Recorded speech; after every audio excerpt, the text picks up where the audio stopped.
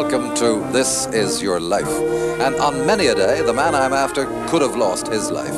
Could have happened at the bloody Battle of Arnhem, in the desert of North Africa, in the jungle at Burma. In fact, he's been decorated no fewer than 5 times. And right now, he's in that RAF jet, which has just landed here at Northolt Airport, expecting to take part in a film documentary about the RAF. Now, to these boys of Vanbrugh Castle School, he's something of a legend. And I hope to show you why in a moment if our friendly ambush comes off. You'll certainly be surprised to see these lads, but that's not the only surprise, as you can see, because right now I'm their guest and very temporary conductor.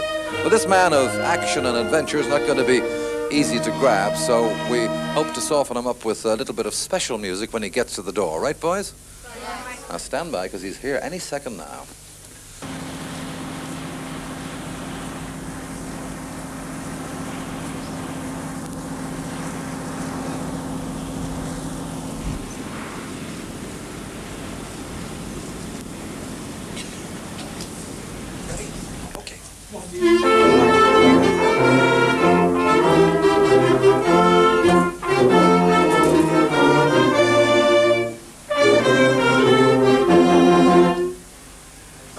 Well, I know you're very surprised to see the boys from Vanbrugh Castle School. Yes, I am. But you have another surprise in store, sir, because tonight, Air Marshal Sir William Coles, this is your life. I can't believe it. Well, you believe Really? it. We're going to whisk you away to a studio where all sorts of other surprises are waiting for you. Well, how very nice. What a tremendous compliment. And thank you, boys. And boys, how very nice to see all of you here this afternoon. What a great surprise.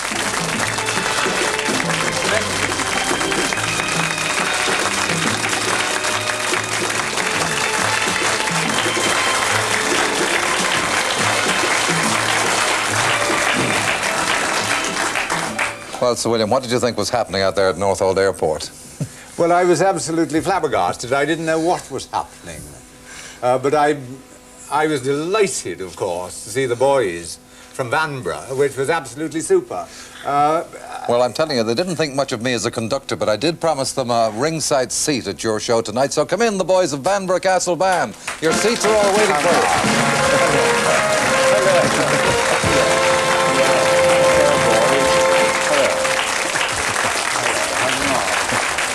Very nice to see you. Oh, boy, this is splendid.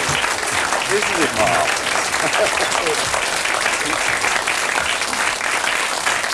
Well, Sir William Coles, KBE, CB, DSO, DFC and Bar, AFC, this is your life. And what a fascinating, action-packed adventure story it makes. The story of a village grocer's son who became a heroic wartime pilot, the story of a copper on the beat who became an air marshal, the story of a man who today devotes his time to helping others as controller of the RAF Benevolent Fund. Now, the heroism that those boys admire came in the Second World War. Let's pinpoint just one of those dramatic incidents. It came on September 17th, 1944, 30 years ago, when the 1st Airborne Division was dropped at Arnhem for what was to turn out to be one of the bloodiest battles of the war. As that battle began, the skies were dark with Allied and enemy aircraft over that one tiny patch of Holland. Your task was to fly straight through the enemy barrage to drop vital medical supplies and ammunition to the 1st Airborne Division, who were totally surrounded. But as you arrive, cloud covers the entire area. Now, to see your target, you're forced to bring your aircraft down below the cloud, dangerously close to the barrels of the enemy guns. You're almost deafened by the shells bursting all around your battered Dakota. And behind you is your radio operator. I felt like giving him a medal and a kick up the backside. That same radio operator, now living in Kettering, Northampton, you last saw him 30 years ago, Dickie Sharp.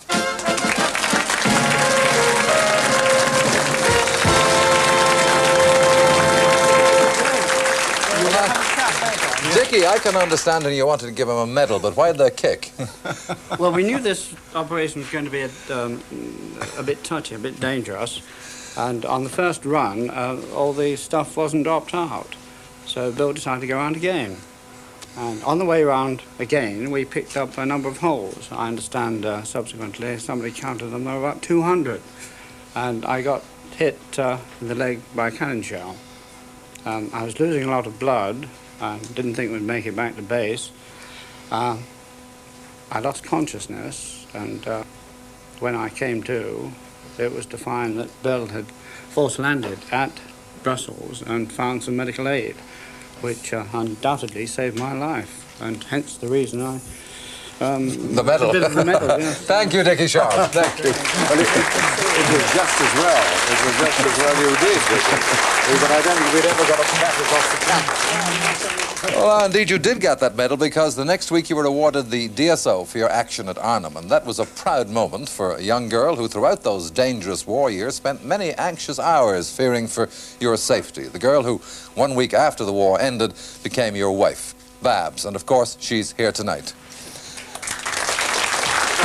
And with her, your two sons, Peter and Jonathan.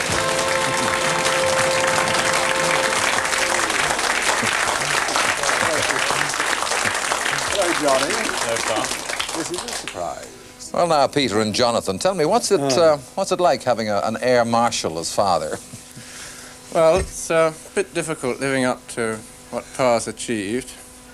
But apart from that, he's forever kicking us out of bed at the most unearthly hours. But on the other hand, I must say he does prepare a very reasonable breakfast. Babs, when you married, he was a pilot, of course, but when you first met, he had a very different job. Oh, yes, he had.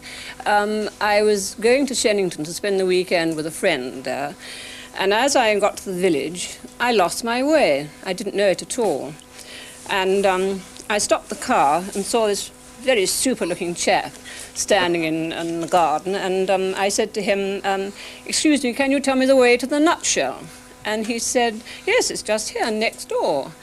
And I looked at him, and that was it. And I think, well, I know I fell in love with him that moment, didn't I? Oh, they were very romantic Mutual, meeting. darling. You discovered at that time that he, in fact, was an off-duty policeman. Yes, yes. You had been a policeman since 1934, when at 21 you left the peace and quiet of the countryside to join the Metropolitan Police Training School at Peel House in London.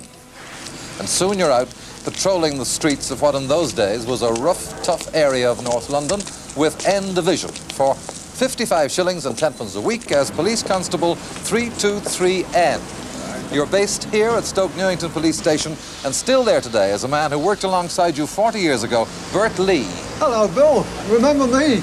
Way back in 1934 when you was a PC at Stoke Newington Police Station with me? I've retired now, but I can't stay away from the old place. I'm still on the old switchboard.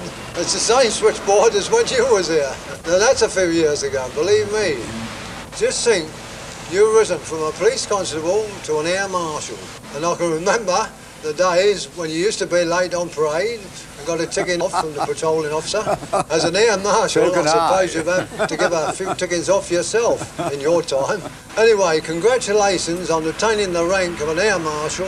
All the very best. I'll be seeing you. And he will be seeing you because he's here tonight to meet you for the first time in 36 years, Bert Lee.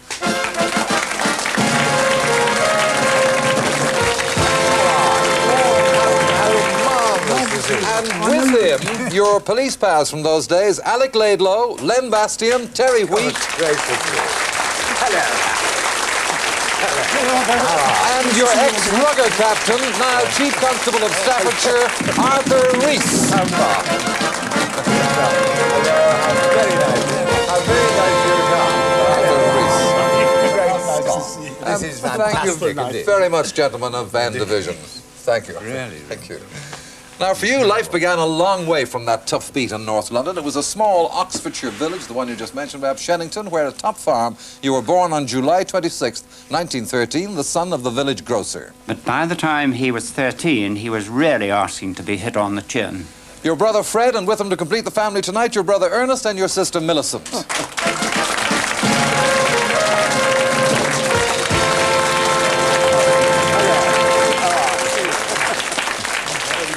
I didn't expect this so soon.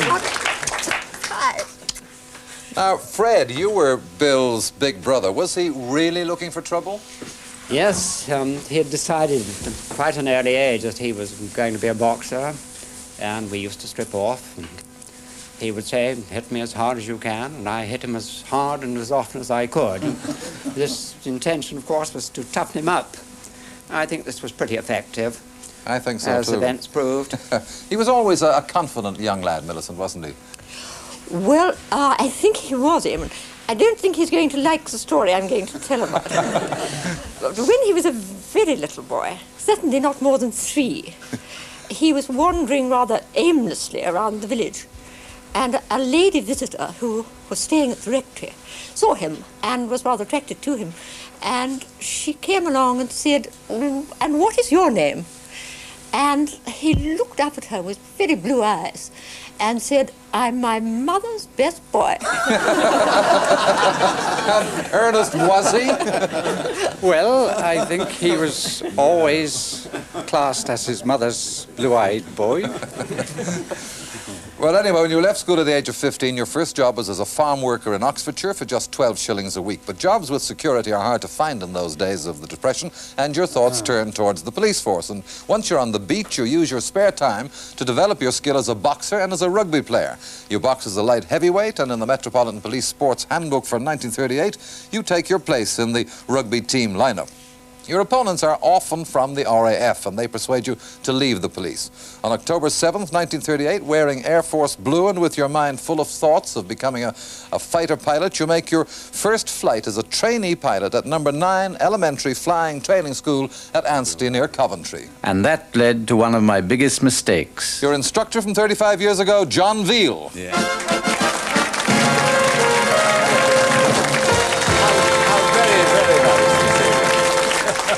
What was that mistake? Well, at the end of the course, I assessed Bill as average as a pilot. In fact, he turned out to be outstanding and exactly the sort of pilot we needed during the war. He was skillful, cool, resourceful, and all the other things that one can say about him. And, of course, he was one of the nicest people one could meet. Thank you, John Veal. Thank you. You sent me up for a test ride with Poppy Pope, the chief instructor, didn't you? Well, the outbreak of war sees you not as a fighter pilot, but with 216 Squadron in Heliopolis, Egypt, flying Bristol Bombay bomber transports. And thank God he had those coppers' big feet. Your former squadron commander who became your lifelong friend, Gilbert Howie.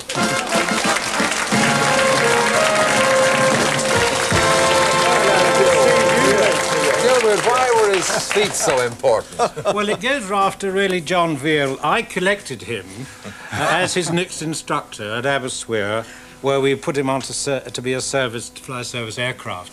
And what with his big feet and size, to be a fighter pilot, this was impossible. So we trained him to be a heavy bomber pilot, and he came to me in 216 Squadron, where I went and commanded. And we found that Bill had a wonderful knack of flying, as he did many times, 400 or 500 miles into the desert and land, because there we had the SAS and the LRDG, which was sort of a commander unit, and if they were in trouble, they had to be helped out. And I always sent for Bill, and I said, "Right, Bill, off you go, you know where to find them," and off he went. And I had the greatest pleasure on those operations of recommending him for his DFC, which I'm so glad that he was given it. Thank you, Gilbert Howie. Well done, Thank Bill. you. Well, that was 32 years ago, and on those flights there was no time for social introductions, but there's one man who remembers to this day the sound of your engines coming in out of the night sky, because he lit those torches that guided you in. He's a head porter today in London's Inner Temple, and he's here to meet you again for the first time in over 30 years. Ex-Sergeant Bob Bennett.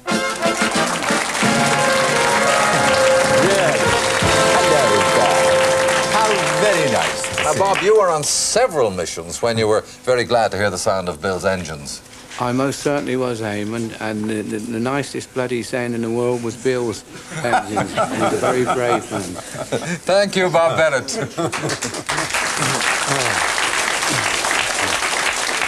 Well, now, the sound of those engines were never more welcome than on September 17th, 1942. A group of British Commonwealth soldiers who'd been on a dangerous mission in Barche travelled across